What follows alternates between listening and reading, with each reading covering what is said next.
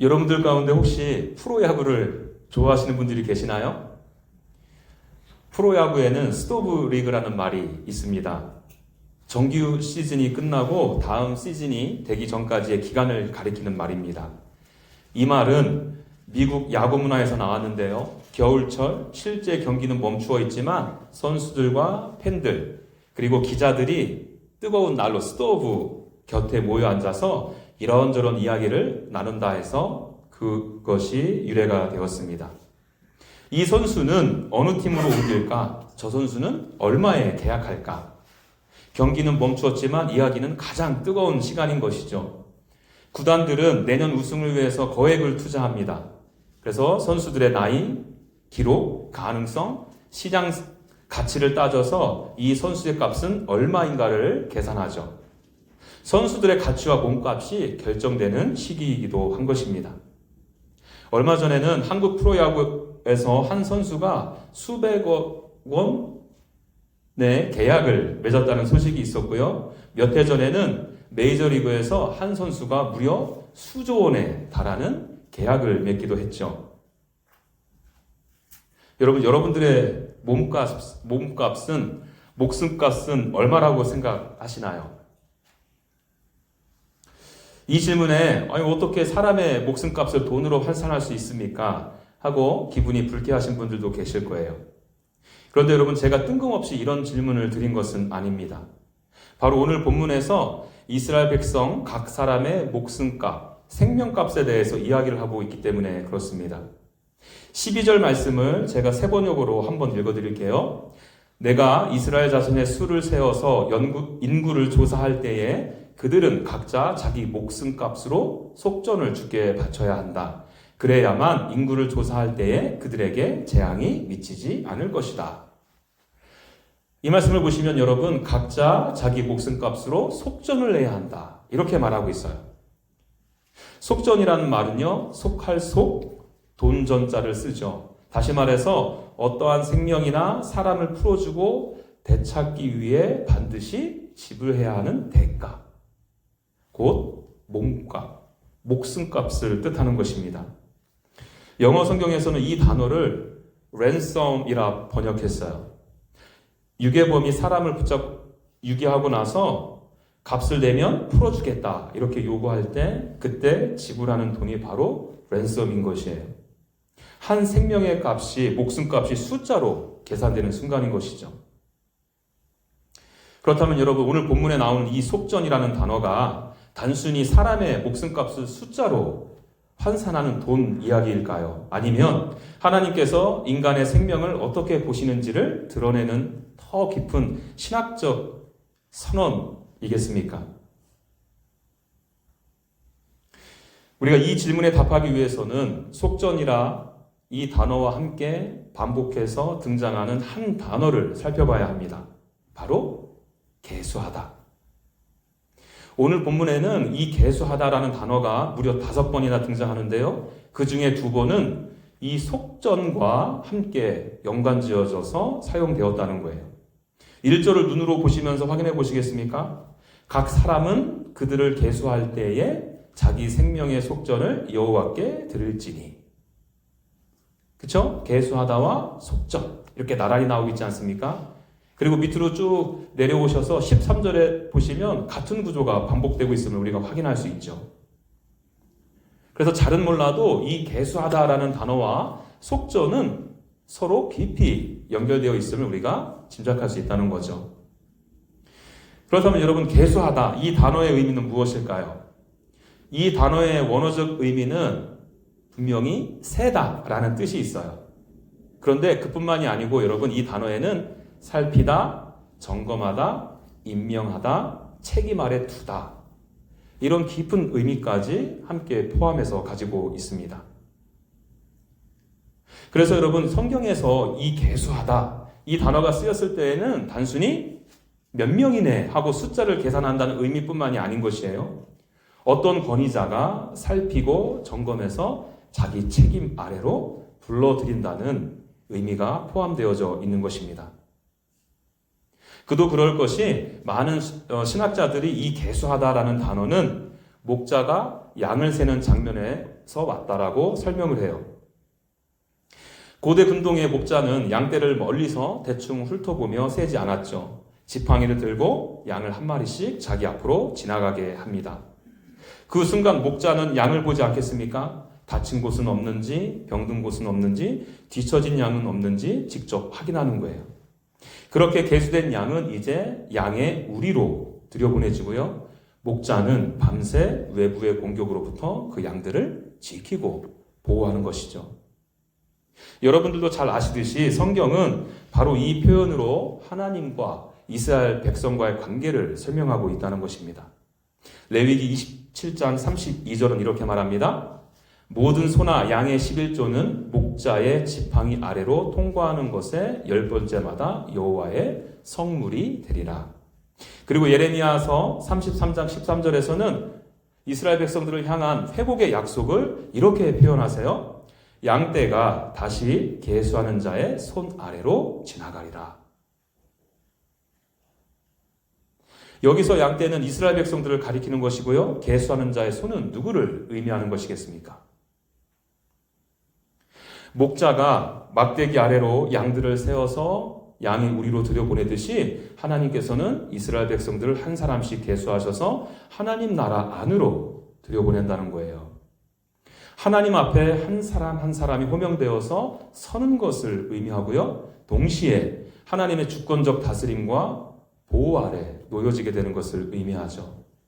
그래서 이 계수하다는 것은 소속의 선언이며 책임의 시작을 알리는 사건인 것입니다. 사실 여러분, 저와 여러분들이 이 민수기라는 책을 읽을 때도 사실은 이 관점에서, 이것에 근거해서 읽어야 돼요. 민수기의 시작은 이렇게 시작하거든요. 싸움에 나갈 만한 자를 계수하라. 이 민수기라는 성경을 영어 성경이 Numbers 이렇게 번역했잖아요. 꼭 계수라는 제목으로 부르고 있다는 거예요. 그래서 겉으로 보면 20살 이상을 계수하라고 하니까 군인들을 확보하기 위한 인구 조사처럼 보인다는 거죠. 오늘 본문에서도 사실 20살 이상에게 속전을 요구하는 내용이 나오지 않습니까? 그런데 여러분, 한 걸음만 더 들어가게 되다 보면 민수기의 이 계수는요, 단순한 군사명부 작성이 아니라는 거예요. 하나님께서 각 지파와 각 가문 그리고 각 사람의 이름을 기억하시고요. 그들을 당신의 구원의 역사 속에 한 사람씩 세우시는 게 먼저인 것이에요. 하지만 바로 이 지점에서 계수는 위험해질 수도 있어요. 생명은 본래 하나님께 속한 것인데 사람이 그 생명을 자기 손에 쥐고 헤아리며 소유하려 들 때 그것은 하나님의 주권을 침범하는 행위가 되기 때문이죠. 그래서 하나님께서 계수할 때 반드시 요구하시는 게 뭐냐? 뭐라고요? 속전.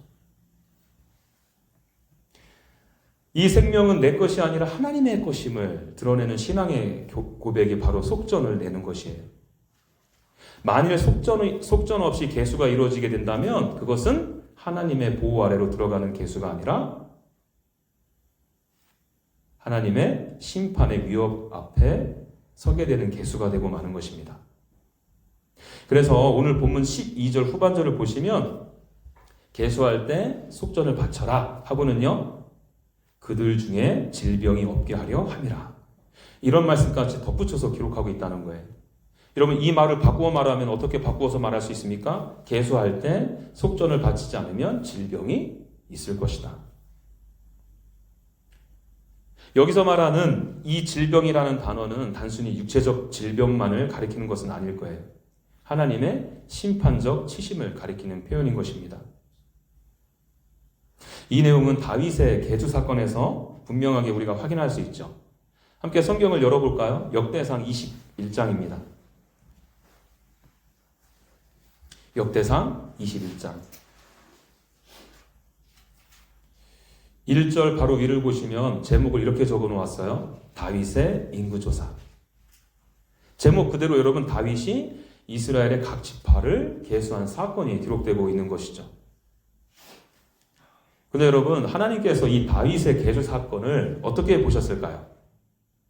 7절 성경은 분명하게 말하고 있어요. 하나님께서 이 일을 악하게 여기셨다.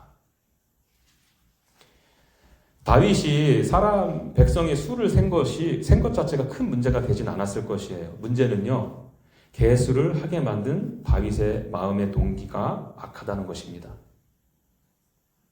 여러분들 잘 아시는 것처럼 신명기 17장에서는 하나님께서 장차 세워질 이스라엘의 왕들에게 일종의 왕의 헌법과 같은 명령을 주세요. 총 4가지인데요. 군말을 많이 두지 말 것, 말을 얻기 위해 백성을 애굽으로 돌아가게 하지 말 것, 아내를 많이 두지 말 것, 은금을 지나치게 쌓아두지 말 것. 여러분 각설하고요. 이 모든 명령의 핵심은 무엇이겠어요? 하나죠. 온전히 하나님만을 의지하고 신뢰하라. 그런데 여러분 다윗은 이 숫자를 세는 행위를 통해서 자신의 안정과 나라의 미래를 더 이상 하나님의 손에 맡기지 않았다는 거예요. 자신이 확인하고 계산할 수 있는 군사력 안에 둔 것입니다. 그런데 여러분 참 신기하게도 이 다윗의 계수 사건과 맞물려서 속전이라는 말이 없어요. 이 다윗의 계수 사건 안에 속전과 관련된 내용이 없다라는 것입니다. 좀 전에도 살폈던 것처럼 하나님께서는 계수를 할 때 속전을 내라고 명령하셨잖아요. 그런데 다윗은 자기 자신은 물론 백성들로 하여금 속전을 내라 한 내용이 없다라는 것입니다. 그럼 이것이 우연일까요?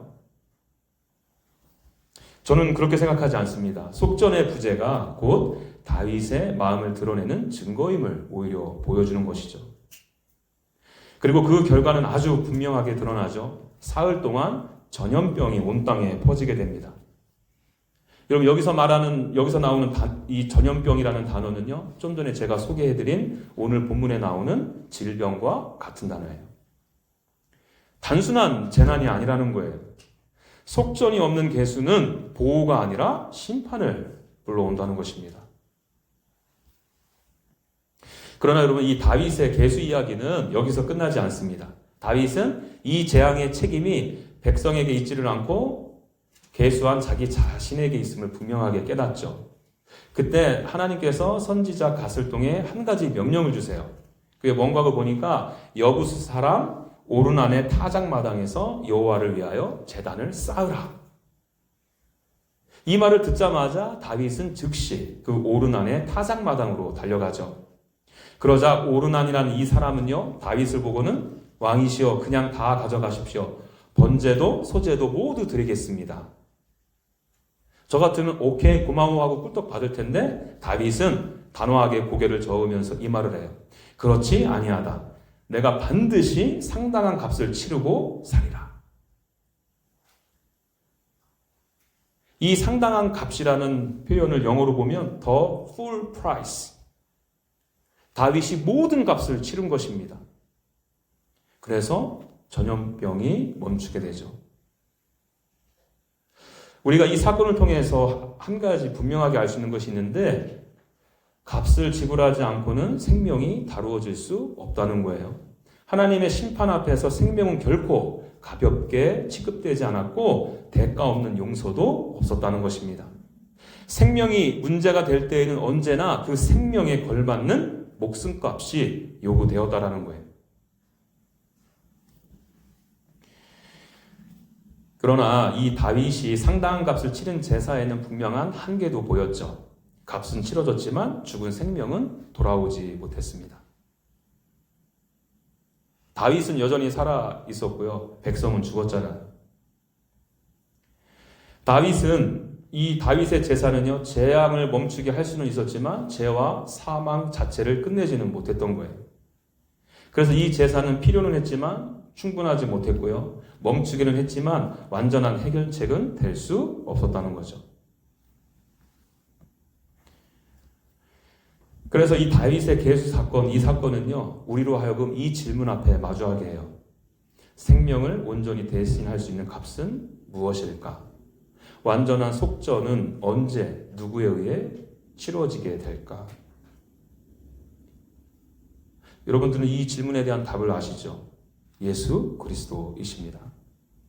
예수님께서는 이렇게 제자들에게 말씀하셨어요. 인자가 온 것은 섬김을 받으러 함이 아니라 섬기려 하고 자기 목숨을 많은 사람의 속전으로 주려 함이라. 베드로전서는 이 말씀의 의미를 더욱 선명하게 풀어주죠. 너희가 대속함을 받은 것은 은이나 금같이 없어질 것으로 된 것이 아니요 오직 흠없고 점없는 어린 양 같은 그리스도의 보배로운 피로 된 것이니라. 무슨 말이에요? 대속함을 받았다. 이 말은요, 내가 치러야 할 생명값은 내가 아니라 다른 누군가가 지금 치루었다는 거예요.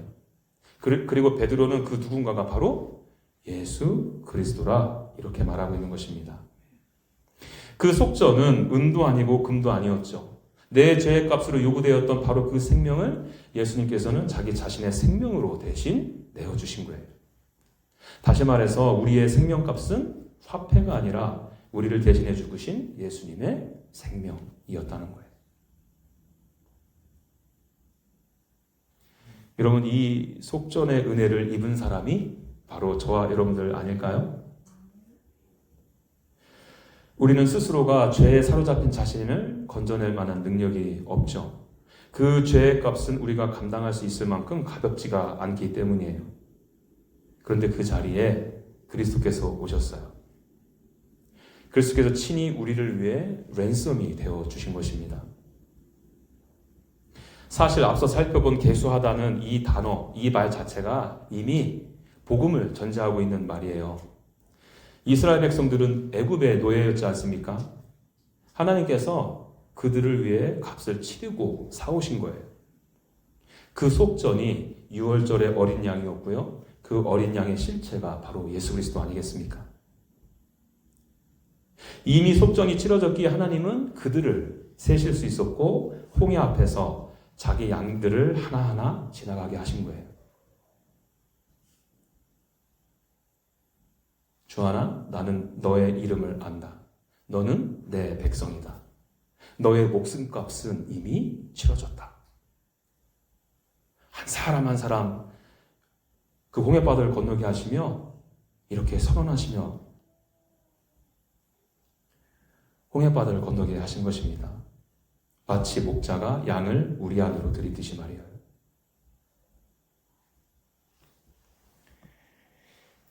그렇다면 여러분, 어쩌면 조금은 어리석은 질문 하나 여러분들에게 드리죠. 여러분들의 목숨값은 과연 얼마일까요? 하나님께서 여러분들을 과연 얼마를 주고 사오셨냐는 거예요. 100억일까요? 수조 원일까요? 아니죠. 그것과는 비교할 수조차가 없는 값이죠. 예수님이 속전이 되셨는데 어찌 그 가치를 이 세상의 숫자로 환산할 수 있겠어요. 그래서 시편 49편은 이렇게 고백해요. 그들의 생명을 속량하는 값이 너무 엄청나서 영원히 마련하지 못할 것입니다. 무슨 말이에요? 인간의 노력으로는 어떤 방식으로도 이 속전을 마련할 수 없다는 거예요. 하루 12시간씩 일해도, 아니 은퇴하지 못하고 평생을 일해도 그 값을 만들어낼 수도 없고 지불할 수도 없다는 것입니다. 그런데 우리는 종종 이 은혜를 갚아야 할 빚으로 오해하죠. 그래서 이렇게 말합니다. 더 헌신하자, 더 봉사하자, 더 열심히 주님 섬기자. 이 말은 우리의 감정을 자극하고요, 의욕을 불러일으킬 수도 있죠. 그런데 조금만 정직하게 내 자신을 들여다보게 되면 우리는 곧 깨닫게 돼요. 무엇을요? 우리의 죄의 무게는 우리의 열심으로 상쇄될 만큼 그렇게 가볍지 않다는 거예요. 아무리 많은 시간과 노력과 헌신을 드린다 하더라도 그 무게를 결코 가볍게 할 수 없다는 것이죠. 설령 50보 100보 양보해서 우리가 은혜를 갚아 나갈 수 있다고 가정해 보죠. 그 은혜를 갚아 나가는 속도보다 죄를 짓는 속도가 더 빠른 것이 우리들의 현실 아닌가요? 우리들의 죄를 줄이기는커녕 오히려 그 값을 더 무겁게 만들어가는 존재 아닌가요? 여러분, 결국 우리 가운데 남게 되는 것은 빚의 감소가 아니라 늘어나는 채무뿐이에요.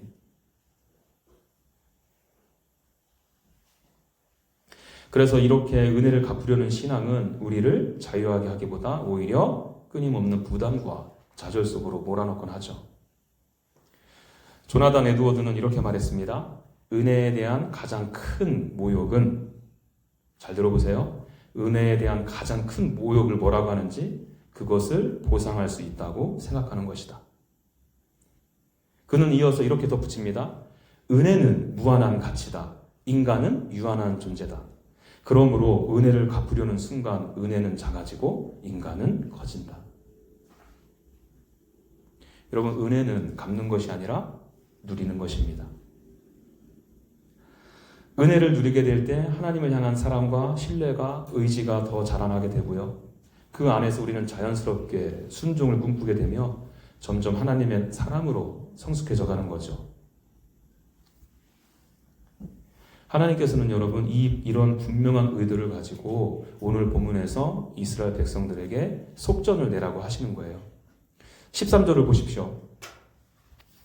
계수 중에 드는 자마다 성소의 세겔로 반세겔을 여호와께 드릴지며.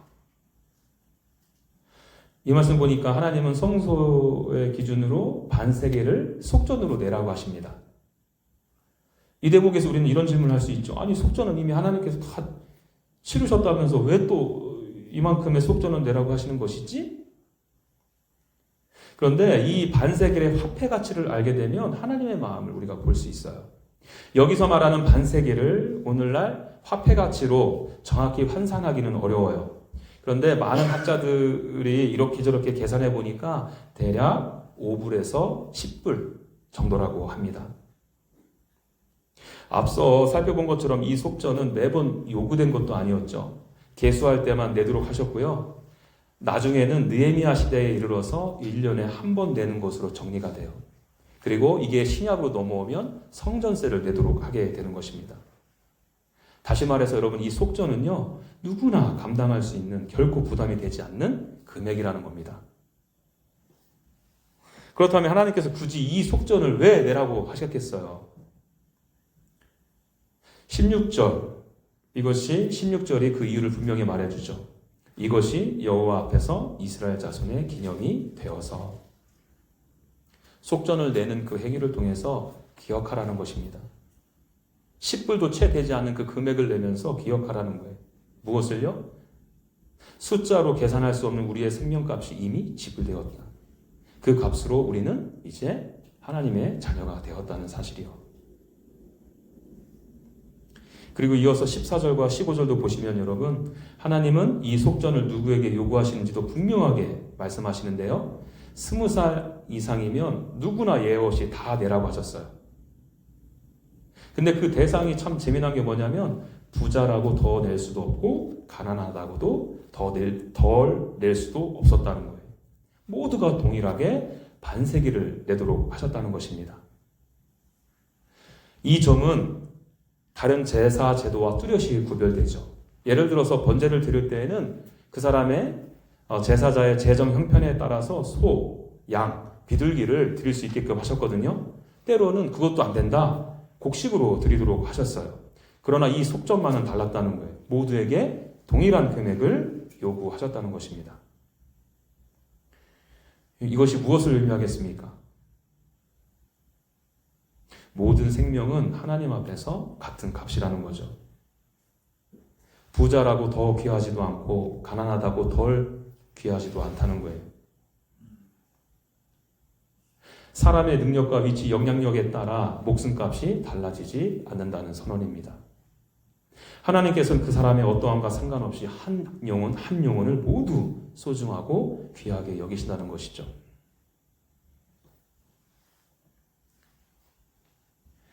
여러분, 하나님께서 이스라엘 백성들에게 속전을 내라고 하신 이유를 좀 아시겠죠? 내가 너희들에게 행한 그 은혜를 기억하라는 거예요. 여러분, 이것이 때로는 이스라엘 백성들을 힘겹게 하고 절망스럽게 만들었던 광야의 삶 가운데 지탱하는 힘이 되었을 것입니다. 가나안 땅을 향해 다시 걸어가게 하는 동력이 되었을 거예요. 속전을 내라는 명령조차 사실은 이스라엘 백성들을 위한 하나님의 사랑이 그득 담긴 배려였다는 거예요. 그렇다면 이 이스라엘의 속전을 요즘 현대어로 바꾸면 어떻게 되겠습니까? 헌금일 수도 있고요. 헌신이 될 수도 있겠죠. 교회 안에서의 섬김일 수도 있고요. 하나님께서 보내신 가정, 일터, 삶의 자리에서 하나님의 나라를 드러내는 것일 수도 있을 것입니다. 여러분들에게 이것들을 왜 허락하셨다고요? 부려먹으려고요? 은혜를 기억하게 하시기 위해서. 우리는 이것을 흔히들 사명이라 부르죠. 사명이기에 감당해야 될 책임도 분명히 있어요. 그러나 하나님께서 이 사명을 통해서 우리에게 정말 원하시는 것은 사명을 통한 성과가 아니라 그 사명을 감당하면서 저와 여러분들의 정체성이 더욱더 분명해지는 거예요. 왜요? 이 사명을 감당하면 감당할수록 어떻게 되겠습니까? 속전을 내면 낼수록 어떻게 되겠어요? 너는 내가 지팡이 아래로 세웠다. 내가 너의 이름을 안다. 너는 내 품에 안에 안겨있는 내 자녀다. 이 사실을 계속해서 깨닫게 되지 않겠습니까? 여러분 한번 생각해 보세요. 하나님은 이미 스스로 영광으로 충만하신 분이잖아요. 우리들의 헌신이 더해진다고 해서 하나님의 더 영광스러우신 분으로 변화되는 것도 아니고요. 하나님의 영광이 덜해지는 것도 아닌 것이 우리들이 덜 섬긴다고 해서요. 하나님의 영광은 전에도 그랬고 지금도 그렇고 앞으로도 영원히 충만합니다. 착각하면 안 돼요. 그래서 저와 여러분들에게 사명을 맡기시는 이유는 하나예요. 우리가 하나님의 은혜 안에 더 머물게 하시기 위해서요. 그 가운데 하나님을 더 기뻐하고 더 즐거워하게 하기 위해서입니다. 그런 의미에서 여러분 사명은 짐이 아니라 은혜의 자리이고요. 이미 사랑받은 자에게 허락하신 선물인 것이에요. 그 자리에서 우리는 하나님을 더 의지하게 되고 더 깊이 신뢰하게 되는 것입니다. 제가 함께 사역하자고 그럴까 봐 아멘 소리가 안 들리네요. 자, 그리고 여러분 이렇게 한 사람 한 사람의 속전이 모여지게 될 때 또 한 가지 놀라운 일이 일어나게 됩니다. 찾아보지는 않겠지만 출애굽기 38장에 이 속전과 관련된 이야기가 또 나오는데요. 이스라엘 백성들의 낸 속전으로 무엇이 만들어지느냐? 바로 성막의 기구들이 만들어져요. 그 속전들은 흩어지지 아니하였고 사적인 목적에 쓰이지도 않았습니다. 모두 하나님의 인재를 드러내는 회막을 세우는 데 사용되었다는 거예요. 이 말은 우리에게 무슨 의미를 부여하겠습니까? 너희가 낸 생명값은, 속전은, 헌신은, 사명은 결국 그리스도를 드러내는 일에 쓰이게 될 것이다. 우리 각 사람에게 허락된 속전, 곧 헌신과 헌금과 사명이 따로 흩어져 의미 없이 사라지는 것이 아니라는 거예요. 서로 모이고 이어져서 예수 그리스도의 형상을 드러내게 된다는 것입니다.